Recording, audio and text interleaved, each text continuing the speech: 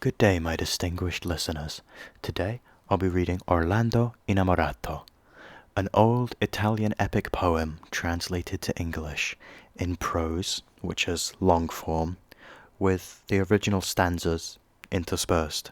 Stanzas are a poetry term used to describe each verse, kind of like a song.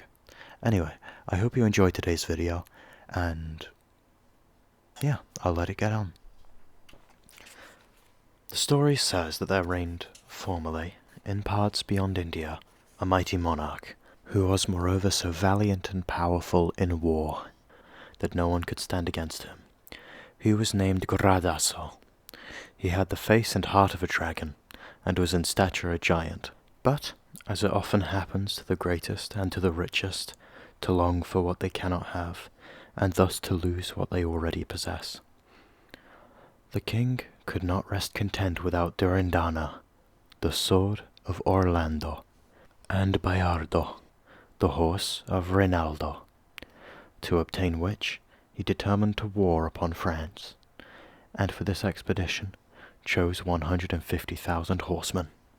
But the author suspends the further mention of this monarch, of whom we shall soon again hear, to instead speak of Charlemagne, who had ordered magnificent jousts, and summoned thither all and singular his barons.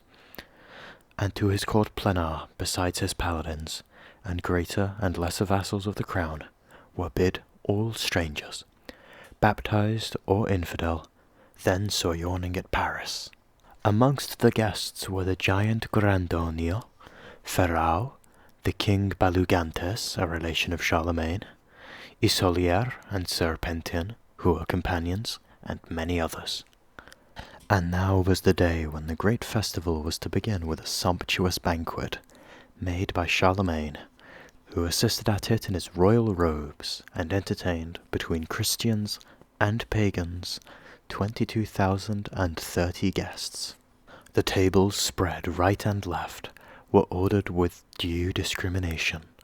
At the first were seated the kings of Christendom, an English, a Lombard, and a Breton to wit, Otho, Desiderius, and Salamon, and next these all others, according to their dignity and the esteem in which they were held.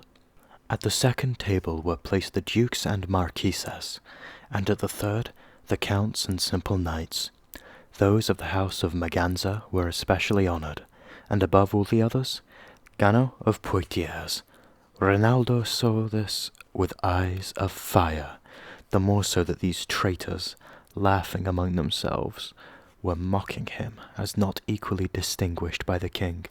Accordingly, we are told, yet while his heart with smothered fury beats, he feigns to trifle with the cups and glasses, but, inly murmuring, to himself repeats, False Ribald crew, before tomorrow passes, this arm shall prove if you can keep your seats, spawn of a nest of vipers, idiots, asses, and well I wot to have you on the hip, unless my weapon swerve, or courser slip. King Balugantes marked his discontent, and reading, as he weened, his secret thought, to him his Trucheman with a message sent, to what if it is true, as he was taught, that honour not by worth and wisdom went, but in this Christian court was sold and bought, that he, a stranger and a Turk, if true, might render each and all the honour due. The good Rinaldo smiled, and to the sable, reporter of the royal message said, To solve the question, as I best am able, if I, in rules of court, am rightly read, honour and place to glutton at the table are duly yielded, as to dame in bed, but in the field where warriors spur their steeds, the worth of man is measured by his deeds. While this conversation is passing, music sounds, the meats are served up, and the feast is commenced with all the pomp and circumstance of chivalric magnificence. In the middle of this their merriment, 4 giants enter the further end of the hall, having between them a damsel of incomparable beauty, attended by a single knight. Many ladies, some of whose names are specified, were seated at the different tables, but all were outshone by the beautiful stranger. The Christians, lords, or simple knights, swarm about the damsel, and every pagan is in an instant on his feet. She smiles upon all, but forthwith addresses herself to Charlemagne. After a complimentary preface, "Sir King," said the damsel, "before I show the motive which has brought us hither, learn that this knight is my brother Uberto, and that I am his sister, Angelica, both of us banished without reason from the paternal mansion. Upon the Tanais, where we dwelt, 200 days' journey from here, news were brought us of this feast, and we have traversed so many provinces to see your magnificence, and, if possible, to gain the wreath of roses, which is said to be the guerdon of the jousts. For this purpose my brother awaits all challengers, Christian or Saracen, at the stair of Merlin, it being premised that the war is to be conducted on the following conditions.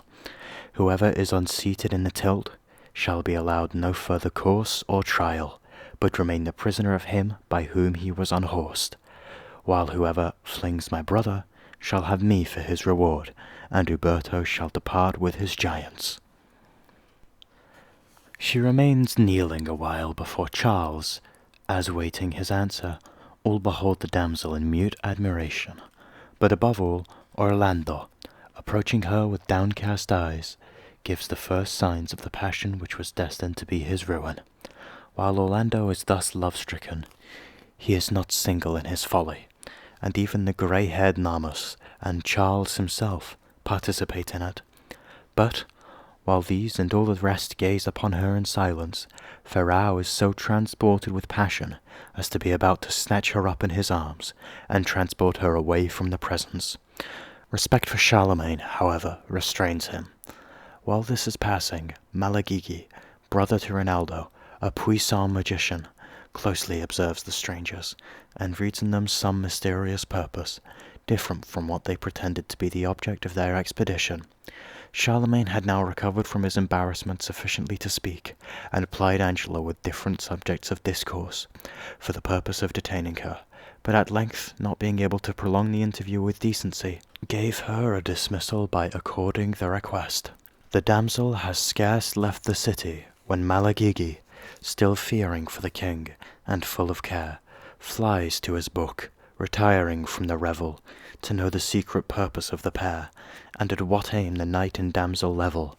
He reads, and, as he reads, in upper air, is heard a voice, and next appears a devil, who bids, in haughty tone, the wise magician proclaim his will, and give him his dismission.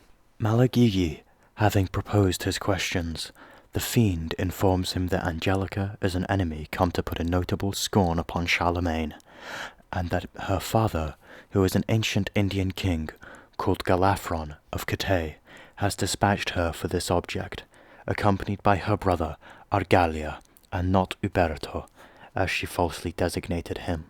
That she is full of malice, and read in every sort of magic, whilst her brother is as valiant in arms, gifted with a courser of marvellous swiftness, and armed with an enchanted lance.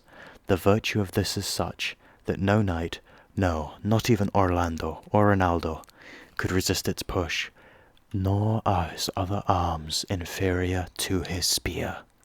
To this he has received from his father a ring, which, when on the finger, makes enchantment of no effect, and when placed between the lips, renders the wearer invisible.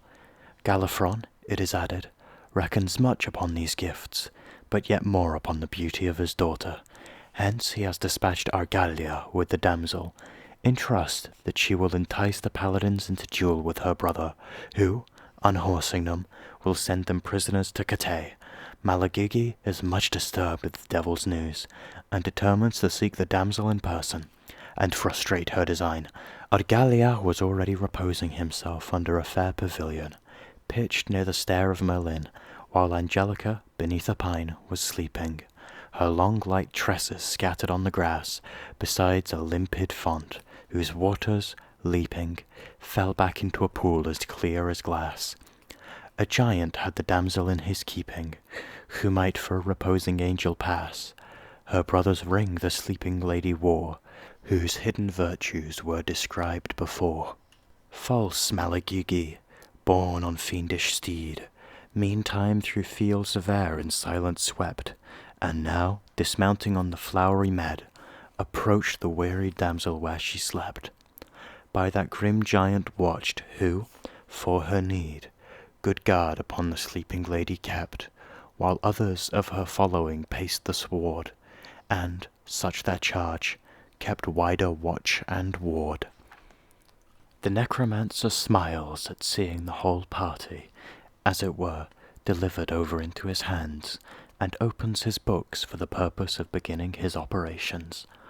Whilst he reads, a heavy slumber falls upon the watchers, and, having drawn his sword, for he was a belted knight, he approaches the princess with the intention of putting her to death. He yields, however, to the enchantment of beauty, and determines to make a different use of the opportunity, not awares that the enchanted ring was on her finger, which she had accidentally received from Argalia. He conceives he has rendered her sleep as fast as that of her followers, and clasps her in his arms, but the ring, which is proof against all spells, does its duty. Angelica wakes with a shriek, and Argalia rushes to her assistance. I hope you all enjoyed today's, but this is where I'm going to call it.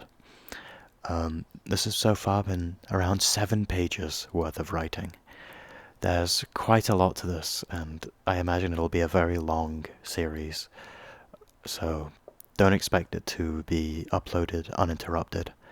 But anyway, thank you all for watching. If you enjoyed the video, please leave a like, and if you want to stick around for the inevitable continuation of this, please do subscribe, and feel free to check out my other content. Thank you once more.